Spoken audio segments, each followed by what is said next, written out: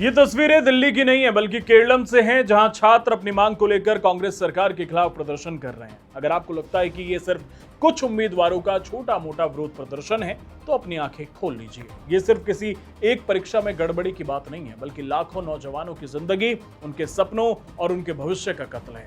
केरल लोक सेवा आयोग, जो कभी मेरिट और ईमानदारी का प्रतीक माना जाता था, आज भ्रष्टाचार, बैकडोर एंट्री और बेशर्म राजनीतिक ड्रामे का सबसे बड़ा अड्डा बन चुका है। तिरुवनंतपुरम के राज्य सचिवालय के बाहर पिछले कई महीनों से अनिश्चितकालीन धरना चल रहा है। रैंक लिस्ट में नाम आने के बाद भी नौकरियां नहीं मिल रही। युवा रात दिन कड़ी धूप और बारिश में बैठे हैं। उन्होंने अपनी आवाज सत्ता तक पहुंचाने के लिए सड़कों पर घुटनों के बल रेंग कर विरोध जताया और इसके बदले में केरल पुलिस ने लाठियां चलाई। राज्य के मुख्यमंत्री वी.डी. सतीशन की कांग्रेस सरकार इस कदर अंधी और बहरी हो चुकी है कि उन्हें अपने दफ्तर के ठीक बाहर रोते बिलखते युवाओं की चीखें सुनाई नहीं देती। यही मुख्यमंत्री वी.डी. सतीशन दिल्ली जाकर राहुल गांधी के साथ नीट परीक्षा पेपर लीक के खिलाफ विरोध प्रदर्शन का नाटक करते हैं। ये कैसा दोहरा रवैया है? आपको बता दें कि ये सिर्फ मौजूदा सरकार का पाप नहीं है, ये दोनों प्रमुख राजनीतिक मोर्चों की मिलीभगत का एक घिनौना खेल है।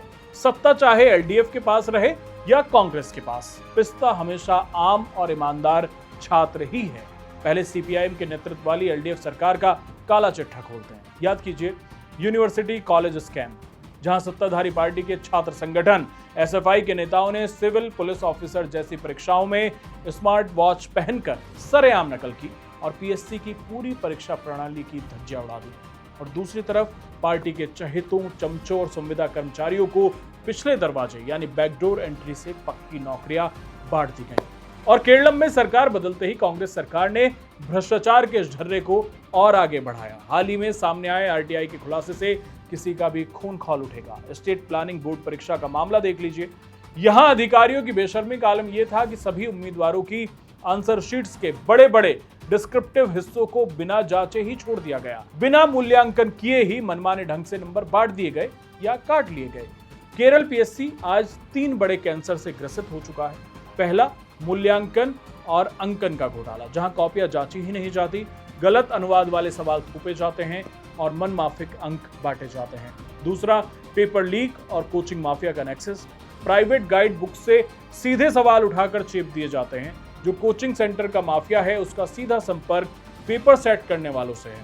और तीसरा, वैकेंसियों को छिपाने का संगठित अपराध, सरकारी विभाग के प्रमुख रिटायर्ड होने वाले और प्रमोट होने वाले अधिकारियों की लिस्ट छिपा कर रखते हैं। खाली पड़े स्थायी पदों पर अस्थायी कर्मचारियों को बिठाकर रखा जाता है ताकि पीएससी की रैंक लिस्ट समय सीमा खत्म होने पर अपने आप रद्द हो जाए। छात्र ओवर एज हो जाते हैं और उनकी सालों की मेहनत एक झटके में कचरे के डिब्बे में फेंक दी जाती है।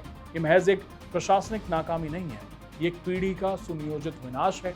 आज जब सिविल पुलिस ऑफिसर और लास्ट ग्रेड सर्वेंट्स जैसी पोस्टों के रैंक होल्डर्स सड़कों पर डंडे खा रहे हैं, तब सरकार कमेटियां बनाने का ढोंग रच रही है। केरलम के छात्र सबसे पहले हाल के सभी पीएससी घोटाले, बिना जांची गई आंसर शीट्स और बैकडोर नियुक्तियों की सीबीआई या हाई कोर्ट की निगरानी में निष्पक्ष जांच की मांग कर रहे हैं।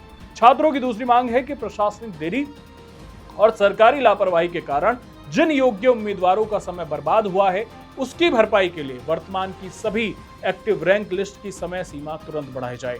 लेकिन केरलम की सरकार को ऐसा लगता है कि लाठीचार्ज करके, झूठे केस दर्ज करके या प्रदर्शनकारियों को अनदेखा करके इस आंदोलन को दबा दिया जाएगा। तो ये उनकी सबसे बड़ी गलतफहमी है। अगर हम इसकी तुलना नीट वाले मामले से करें तो केंद्र की सरकार ने छात्रों की भावना का सम्मान किया, शिक्षा मंत्री ने अपना पद छोड़ा, प्रधानमंत्री खुद परीक्षाओं को लीक प्रूफ बनाने के लिए कई जरूरी कदम उठा रहे हैं। और दूसरी तरफ राहुल गांधी ने केरलम में छात्रों के साथ हो रहे अन्याय पर कोई बयान जारी नहीं किया, कोई प्रदर्शन नहीं किया, अपने मुख्यमंत्री से नहीं कहा कि भाई सुनो इन छात्रों की।